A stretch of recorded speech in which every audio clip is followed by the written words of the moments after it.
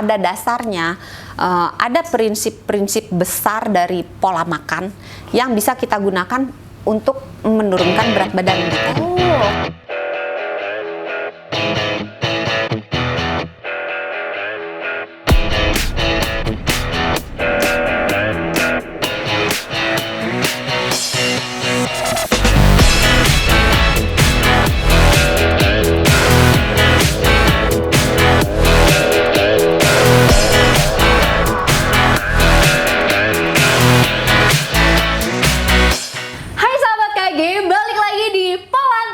Podcast Lantai 17. Yeay!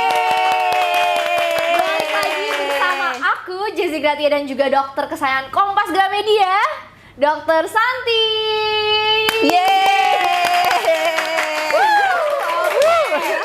Kayak siapa sih yang nggak kenal sama Dokter Santi gitu ya? Dokter mungkin boleh menyapa teman-teman yang di rumah dulu. Halo sahabat KG dimanapun berada, mudah-mudahan semuanya sehat dan bahagia selalu. Mudah-mudahan menikmati sajian hari ini Dokter Santi bersama dengan Jessy.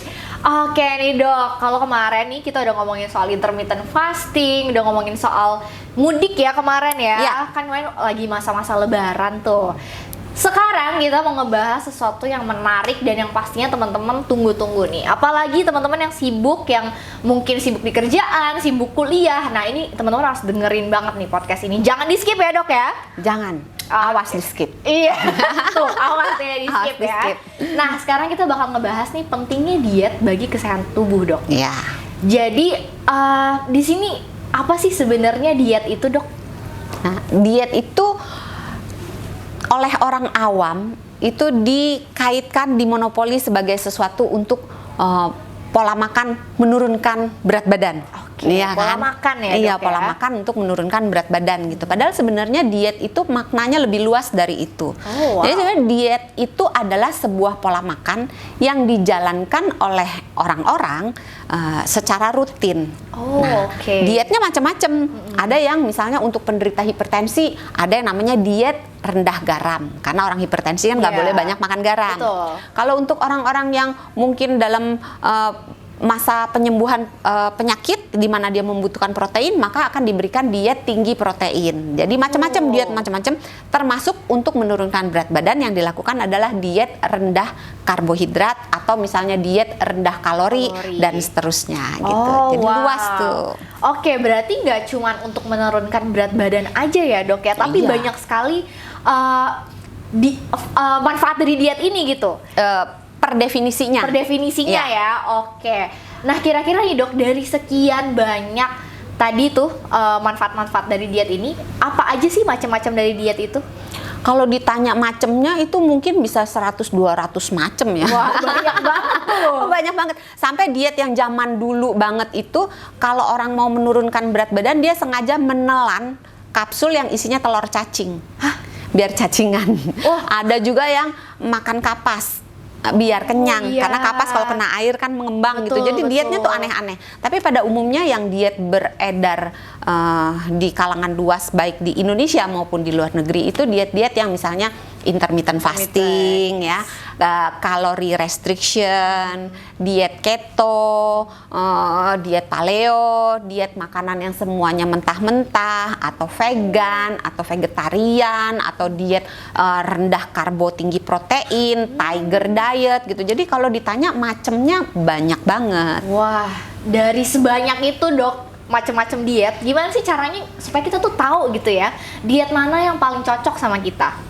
Kalau zaman dulu hitung kancing, cap, cip, iya.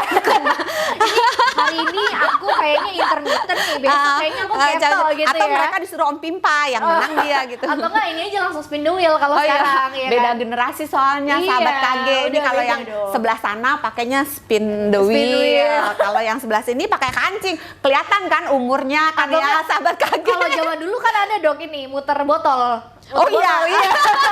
Muternya manual gitu ya. Oke. Untuk menjawab itu sebetulnya tidak ada jawaban yang pasti karena tidak pernah ada satu jenis diet yang bisa diaplikasikan pada semua orang dan semuanya membawa hasil yang positif gitu. Jadi ya susah menjawabnya. Bisa menjawabnya ya dok. Nah ini kan kita lagi ngomongin tadi orang-orang yang sibuk gitu ya. Biasanya kalau orang-orang sibuk tuh kan, aduh udah mau diet tapi aku capek, aku gampang lemes nih dok. Kira-kira apa sih yang paling cocok dok? Dan bokek juga ya. Iya benar. Ini tanggal berapa nih sahabat KG? Harusnya udah gajian sih kemarin, tapi nggak tahu kalau udah habis ya sekarang. Gajiannya kan 1 koma ya. Habis tanggal 1 udah koma gitu. Bener. Ya, jadi sebetulnya kalau untuk melakukan diet, kita lebih baik mengenali diri kita sendiri, mengenali jeroan kita, bagaimana fungsi pencernaan kita, bagaimana komposisi lemak kita, bagaimana kadang-kadang gini, ada orang yang kalau misalnya makan nasi, gue biasa-biasa aja, tapi kalau gue makan gemuk, gue langsung naik berat badan gitu kan. Kenali diri sendiri, kemudian pilih jenis diet yang cocok secara maksudnya fun gitu. Kita ngejalaninnya tuh nggak dengan berat hati yang ya Allah gue nggak boleh makan ini, ya Allah gue nggak boleh makan itu, sengsara banget gitu. Jangan cari diet yang menyengsarakan, cari diet yang menyenangkan, yang sesuai dengan kantong. Karena kantong berbeda-beda. Jangan maksain diet ini berarti harus ikut cateringnya, 1 kali makan 70.000 misalnya, padahal budgetnya cuma 25.000. paling tahan cuma sebulan 2 bulan, habis itu udah give up gitu kan, atau ngutang gitu kan. Nah terus cari diet yang sesuai dengan jeroan kita. Jadi kalau memang kita misalnya udah tahu kolesterolnya tinggi, ya cari dietnya jangan mungkin yang diet yang mengarah ke kolesterolnya tinggi gitu.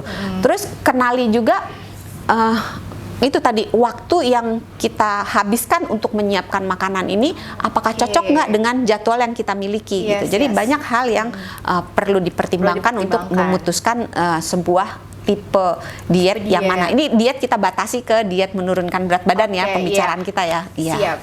Oke deh. Nah mungkin nih teman-teman kalau misalnya emang udah ngerasa kayaknya aku bingung banget nih pengen milih diet yang mana dan takut salah pilih, mendingan langsung konsultasiin ke dokter aja ya dok ya? Iya, langsung konsultasi ke dokter. Tapi sebenarnya pada dasarnya ada prinsip-prinsip besar dari pola makan yang bisa kita gunakan untuk menurunkan berat badan gitu.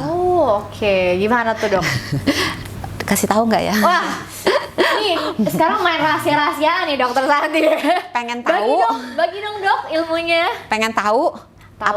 Pengen tahu banget gitu. Ya. Jadi sebenarnya gini. Dari Kementerian Kesehatan Republik Indonesia memberikan panduan makan yang kalau kita jalani, kita bisa menggunakan itu untuk menjaga kesehatan plus menjaga berat badan. Oh wow, gimana nanti tuh lihat nih, ngarahnya ke sini apa ke sini apa ke sini nih? Ke sini ya. Nanti ada nih di insert tentang piring makanku. Nah, piring makanku itu berisi panduan bagaimana kita makan setiap kali kita makan. Nah, itu isinya 1 piring dibagi jadi 2, kiri dan kanan. Nah, yang sebelah kiri dibagi jadi 3. Yang sepertiga adalah lauk pauk, yang 2/3 adalah makanan pokok. Sedangkan yang sebelah kanan sama dibagi 3. Yang sepertiga adalah buah-buahan, yang 2/3 adalah sayur-sayuran. Nah, ketika kita ingin menurunkan berat badan, maka memilih jenis makanannya itu tetap berpatokan pada piring makan ini. Kecuali kalau misalnya dietnya diet keto ya. Kalau diet keto itu tentu akan berbeda perbandingannya karena makanan pokoknya itu akan menjadi tinggi protein, tinggi lemak gitu kan, karbohidratnya sangat sedikit. Nah, tapi kalau pada umumnya tinggal dipilih, misalnya mau menurunkan berat badan, maka karbonya dipilih karbo yang rendah kalori atau komposisinya mungkin diubah, karbonya lebih sedikit, lauknya lebih banyak. Terus lauknya juga dipilih, jangan yang pengen turun berat badan tapi milihnya garing. Itu yang gitu. minyaknya banyak banget lagi kan. Iya, yang kalau diangkat piringnya tuh masih ada bisa buat berenang gitu. Telur aja bisa melinci gelundung gitu. Gelundung dari piring gitu ya. Oke, wah ini menarik banget sih dok. Aku juga sering lihat tentang si piring makanan ini dan bahkan mungkin teman-teman yang males ngitunginnya nih, mungkin teman-teman bisa langsung cek aja di e-commerce tuh banyak banget loh yang jual piringnya itu yang udah ada gambarnya gitu dok. Jadi di sini aja nih. Berarti kalau teman-teman nggak mau lihat di sana langsung aja lihat di sini aja. Nggak usah beli lagi gitu kan. Oke deh. Nah ini kali ini aku mau kasih pertanyaan ke dokter yang mungkin jadi pertanyaan kebanyakan teman-teman kantoran nih dok. Ini menarik banget nih, orang-orang kantoran jangan nge-skip dulu ya, ini bagian terpentingnya loh. Nih kadang biasanya nih kita suka diajak sama bos kita, diajak sama kolega kita untuk makan-makan all you can eat gitu dok ya. Makan gratis. Makan gratis tuh. Siapa yang nggak mau makan gratis ya kan? Bawa wadah ya, jangan lupa. Tapi aku masih diet dok gitu kan. Iya. Gimana caranya aku bisa memilih makanan dan bisa tetap diet nih walaupun aku diajak makan terus sama kolega aku gitu. Iya. Ini memberikan keputusan di mana kita harus memilih mana yang paling kurang dosanya dibandingkan dengan seluruh menu makanan yang ada gitu. Tetap patokannya dipakai. Kalau mau menurunkan berat badan adalah yang dimakan itu adalah makanan yang tinggi serat, rendah gula, rendah garam, rendah lemak. Sehingga ini misalnya restorannya di mana? Oh, ditantangin dulu nih. Contoh misalnya apa? Pilih Sabu Haci deh dok. Ya, gue nggak pernah kesana, kagak tahu dong. Gini aja, maksudnya restoran Padang, restoran Cina, restoran Korea misalnya gitu. Ini kan tadi kan all you can eat dong, aku sebutin. Ini mungkin warteg yang paling deket sama kantor. Yang kehidupan sehari-hari ya. Nah, di warteg itu kan biasanya ada misalnya telur ya. Misalnya telurnya kan ada telur dadar gitu ya, ada telur bulat kecap misalnya, atau ada telur bulat cabe. Kan pada umumnya gitu ya. Atau misalnya kalau ayam, kan ada ayam goreng, ada apalagi sih sop ayam misalnya, atau apalagi ada kikil, ayam bakar gitu kan. Atau ada kikil gitu. Nah, misalnya kita tentukan kan kita harus makan sayur dan makan protein. Kita pilih proteinnya dulu. Protein dibandingkan dengan telur dadar dengan telur bulat kalorinya lebih rendah. Jadi pilihlah telur bulat, karena kalau telur dadar kan digoreng, kalau telur bulat kan tidak. Tapi kalau misalnya pilihannya telur bulat itu antara telur bulat yang kecap dengan telur bulat yang cabe misalnya, maka pilihlah yang paling sedikit minyaknya. Berarti kan jatuhnya di telur bulat kecap kan. Tetapi kan kecap itu sendiri karena tinggi gula, maka harus dibatasi juga. Jadi kuncinya ya jangan minta kuahnya banyak-banyak. Ya kan? Kuahnya sedikit aja. Kenapa? Karena kecapnya lebih banyak di kuahnya gitu. Tapi kalau misalnya pilihnya telur cabe misalnya, minta cabe, kan cabenya itu bergenang-genang dengan minyak kan ya, sahabat KG. Nah, minta cabenya itu ditiriskan dari minyaknya, dan makan cabenya jangan makan nasi, jangan makan cabe pakai nasi, tapi makan nasi pakai cabe gitu. Iya, betul. Karena biasanya emang suka banyakan cabenya daripada nasinya. Mumpung gratis gitu kan di warteg, cabenya banyak gitu. Ketahuan banget. Wah, itu dia ya, Dok. Berarti sayur? Oh ya, sayur.